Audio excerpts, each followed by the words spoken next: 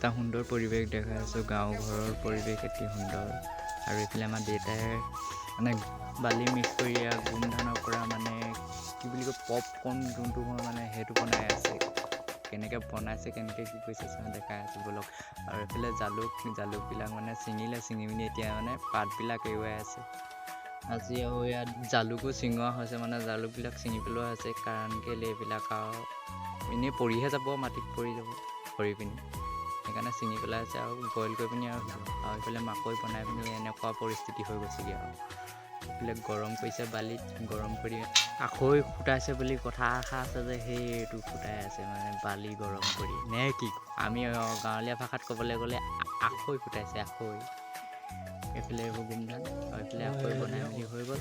আৰু লগতে এতিয়া চাহ টুপি খাই লওঁ নে কি কয়, চাহ টুপি খাই মেলি এতিয়া ইমানতে সমাপ্ত আজিলৈ। বাই বাই, নেক্সট এটা ভিডিঅ' লৈ আহি আছোঁ আকৌ।